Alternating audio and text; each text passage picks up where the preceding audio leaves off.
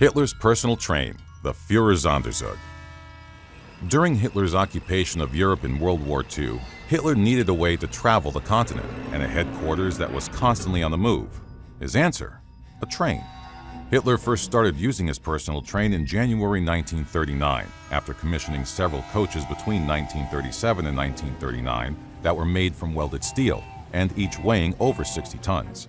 A few months later, in August, the German railway authorities, the Reichsbahn, christened the wartime version of the train as Führer Hauptquartier, or Führer's Headquarters, later codenamed America. But once most code names for German military trains were replaced on the 1st of February 1943, it was renamed as Brandenburg. The wartime Führersonderzug, meaning the Führer's special train, was used to visit many battlefronts and theaters of war across Germany, Poland, Italy, and France. However, the train itself is shrouded in mystery. We will never know exactly what parts the train consisted of, as after each journey, all documentation on it was destroyed so it could not be used against the Nazis.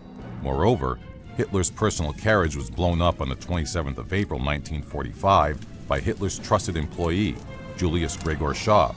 But leaked information from June 1941, as well as extant Reichsbahn records, have given us some idea as to its basic makeup. The Führersonderzug was rearranged occasionally during its lifetime.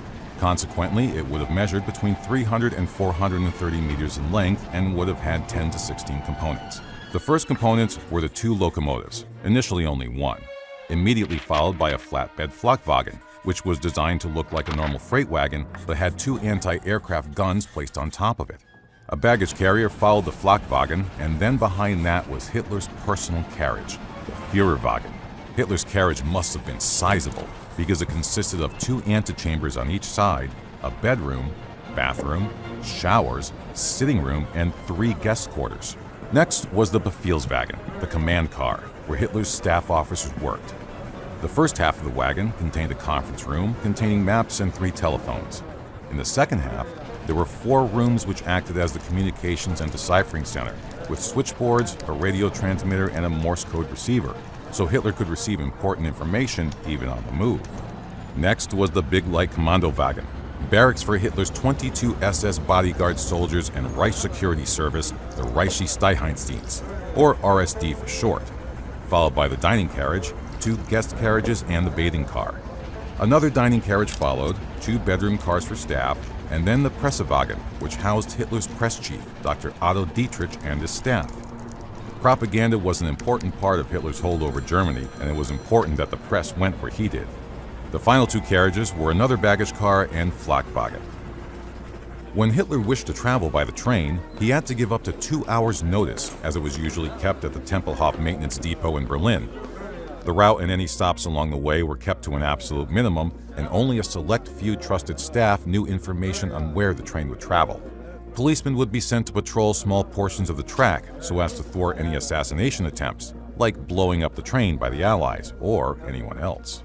Similar to the Germans' other special military trains, coaches would often follow the Führersonderzug or move ahead to confuse hostile enemies. Any station the train stopped at was heavily guarded, and the platform was emptied of all luggage, carriers, and containers.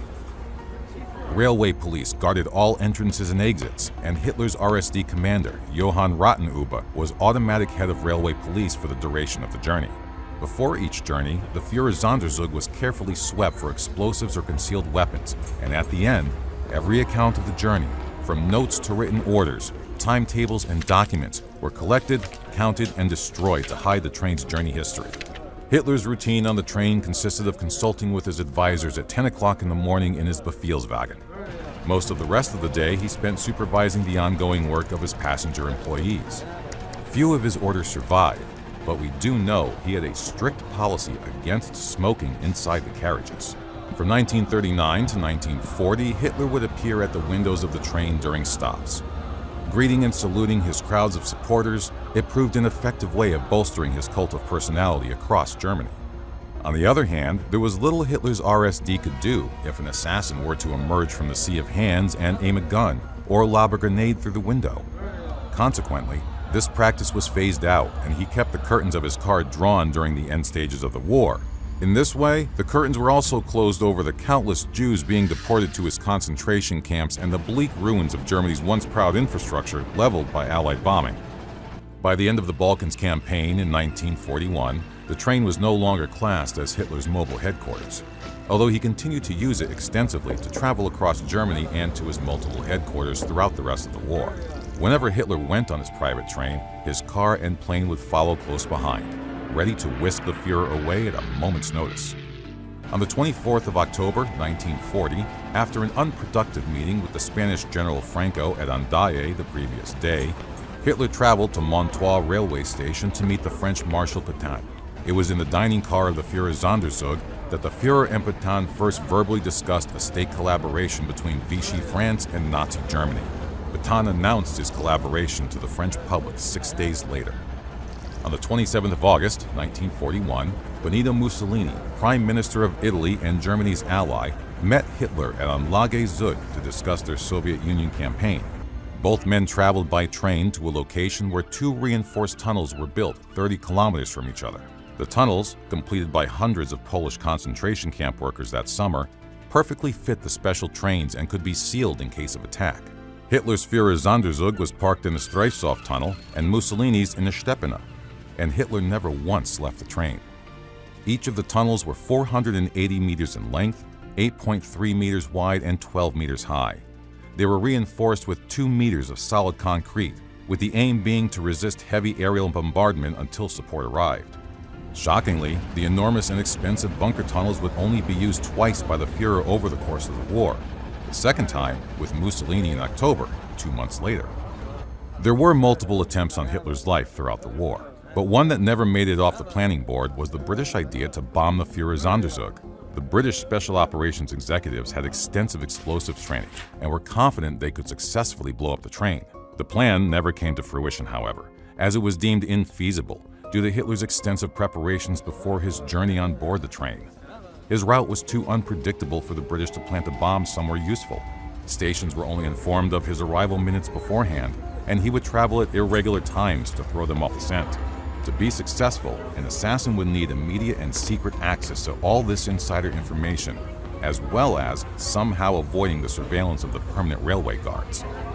Once that idea had been scrapped, a short-lived plan was to instead add 768 grams of what was called eye poison to the train's kitchen water supply.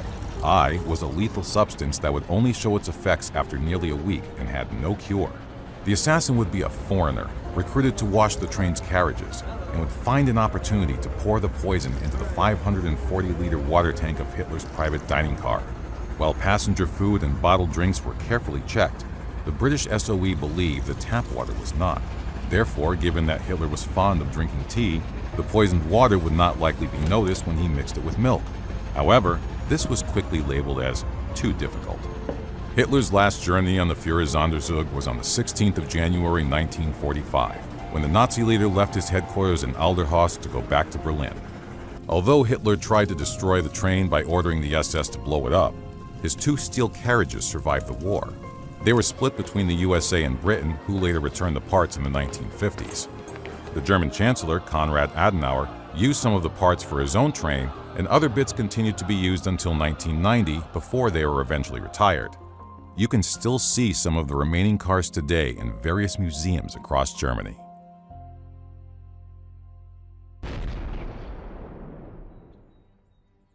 The Schwerer Gustav, Rail Supergun, World War II. The Schwerer Gustav was the largest artillery gun ever made. Before the Second World War had started, Hitler required a devastating weapon for the invasion of France that could destroy the Maginot Line, penetrating its several layers of concrete and steel. The Schwerer Gustav was designed in 1934 by the German arms manufacturer Krupp. This giant railway gun weighed 1,350 tons and had an overall length of 47.3 meters, or 155 feet 2 inches. It was mounted on a railway chassis running on specially constructed tracks and had to be disassembled and assembled to set up. Even a set of outer tracks were required for the cranes to achieve this. Its barrel length was 32.5 meters, or 106 feet 8 inches. And could only move up or down at an elevation of 48 degrees, with horizontal targeting achieved via curved tracks. The weapon caliber was 80 centimeters or 31 inches, and the heavy concrete-piercing or high-explosive shells weighed 7 tons, making them the largest and heaviest shells of any artillery piece in the world. The gun could fire over a range of 47 kilometers or 29 miles. After a number of shells were fired, the barrel would wear away and need replacing. The artillery gun required a staggering number of crew. 250 crewmen were required to assemble the gun, which took 3.5 days, while 2,500 crewmen were needed to lay the tracks.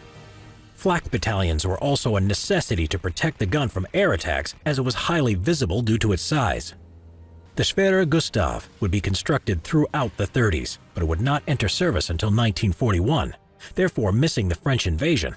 The gun would be transported to the Eastern Front and used at the siege of Sevastopol, where 4,000 men were required to set it up in position. It fired 300 shells at several enemy positions, including Soviet fortresses and ammunition magazines. After this, the Schwerer Gustav was transported to Leningrad, but the attack was cancelled. It is unknown whether there was a second gun constructed or whether it was a nickname by the German artillery crew, but in 1942, Dora, as it became known, was operational at Stalingrad, but withdrawn by the Germans. During 1942, the Germans proposed to construct a new version of the gun, mounted on a self-propelled platform that could move without railway tracks, called the Landcruiser P-1500 Monster. However, the idea was eventually scrapped.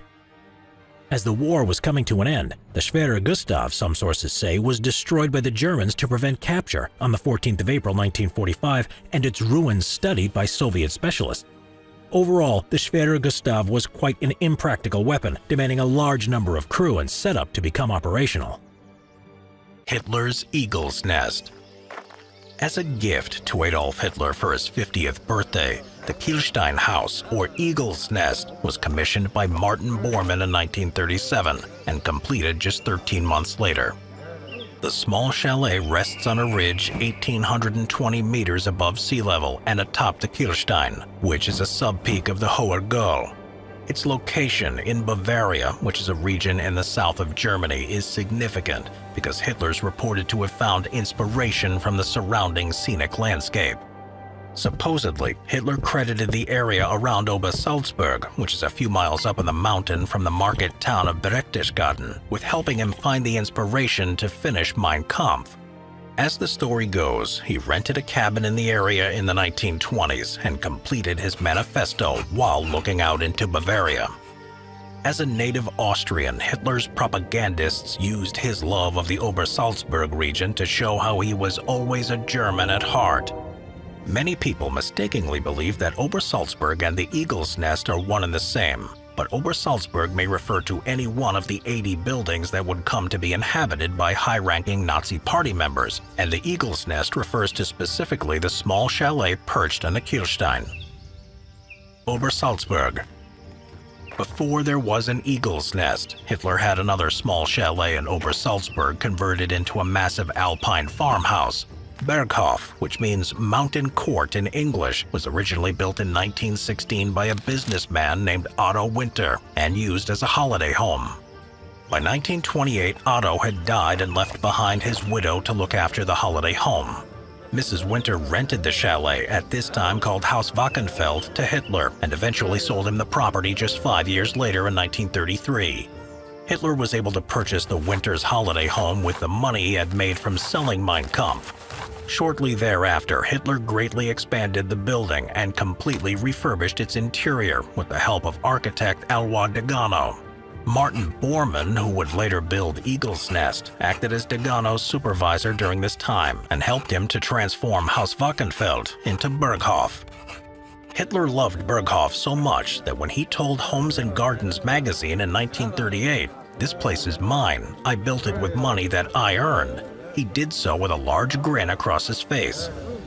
Indeed, the structure was impressive, with an entrance hall displaying various cactus plants and majolica pots, a Sembra pine panel dining room, a large study with a library area filled with countless books, German furniture, and a red marble mantelpiece on top of the fireplace in the great room.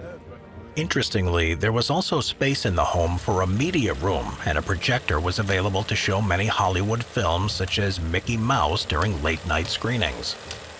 By 1936, the image of Adolf Hitler sauntering around Obersalzberg, surrounded by breathtaking beauty as he received gifts from children or conversed with local farmers, was made popular by photographs in the German media. Soon, other leaders in the Nazi Party flocked to the location to establish their own vacation homes. Here, many buildings sprang up and the area was eventually fenced off from the public. In the mid-1930s, the area had become a tourist attraction and many people waited around to try to get a glimpse of Hitler outside. Unknown to many, an extensive underground bunker system was built under Obersalzberg and became ground zero for planning the upcoming German offensive in World War II. It was at Berghoff that Hitler would spend almost a third of his time as chancellor and use the space as a place to entertain world leaders and later as a last holdout when the Allies were closing in. From his Berghoff retreat, Hitler would have been under the shadow of Eagle's Nest, a place of great importance, but one which he rarely visited. Eagle's Nest. Adolf Hitler was afraid of heights, something which would stand in the way of his ability to enjoy Eagle's Nest. In all, the leader of the Third Reich would only visit Eagle's Nest 14 times in his lifetime. There were no beds at Eagle's Nest, so it's slightly mistaken to think of the chalet as an actual domicile. Instead, Nazi officials often met diplomats and hosted events at the mountainside retreat. Perhaps what's most impressive about the Eagle's Nest is the drive up to the chalet. A 4-meter or 13-foot road climbs over 800 meters or 2,600 feet over the distance of about 4 miles and takes visitors through 5 tunnels, one of which is 124 meters, and one switchback so severe that oncoming traffic has to either reverse backward or complete a 180-degree turn. All along the drive, gorgeous views of Lake Königssee and the surrounding mountainside build the atmosphere before guests are finally brought to a lift, which brings them directly into the building. Construction of this road alone cost 30 million Reichsmarks, which would be roughly 247 million US dollars today. Entering the lift to the Eagle's Nest, guests can enjoy the spacious elevator which features polished brass, Venetian mirrors, and striking green leather. Despite all these features, Hitler was afraid to use the elevator entrance and often worried that a lightning strike would hit the winch mechanism on the roof. Exiting the elevator, one will find themselves in the main reception room. A fireplace made of red Italian marble, which was a gift by Benito Mussolini, dominates the space, and some may notice that the floors are heated. These heated floors are original and were made possible by an MAN submarine diesel engine and electrical generator housed in an underground chamber by the front entrance. Another unusual aspect of this house is the all-electric appliance kitchen, which was rare for a home in 1937. However, no food was actually cooked in the kitchen. Instead, meals were prepared in town and transported up the mountain to Eagle's Nest, where they would be reheated and served. The name Eagle's Nest was given to the structure by a French ambassador named André-François Poncet, who recalled later of his time at the chalet as enlightening into the Nazi Party and was startled at how quickly Hitler had come to power. The name stuck, and many now remember Kielstein House as Eagle's Nest. It's also remembered for primarily being a place of reception and even a few weddings. Hitler once remarked that it offered him an excellent opportunity to amaze visitors with German engineering and to entertain the most important guests. Eagle's Nest captured. Although an April bombing run by Britain's Royal Air Force would level much of Obersalzberg in 1945, the small chalet survived the bombs and remains a tourist attraction today. Allied forces captured the structure in early May of 1945 and used it as a military command post until 1960, when it was returned to the Bavarian government. The capturing of Eagle's Nest is a historic moment in the events of World War II, with different Allied countries each maintaining that they were the first to arrive and capture the town.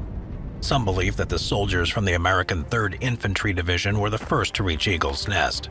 However, Hermann Louis Fennell, who was in the 3rd Infantry Division, clarified in an interview that his regiment entered Berghoff and only made it to the elevator of Eagle's Nest. This is an important distinction. As previously mentioned, Eagle's Nest was part of Obersalzberg, not synonymous with it.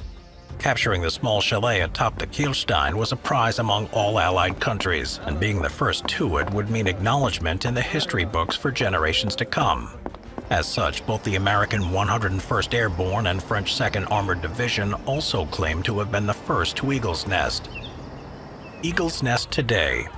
Today, one can still enjoy the drive up to the elevator, although the road is no longer private and one must either walk or take the bus transportation. A restaurant at the top offers stunning views of the surrounding mountain ranges. There are, however, little in the way of artifacts, and the bunker system left behind at Obersalzberg offers much more in terms of historical substance.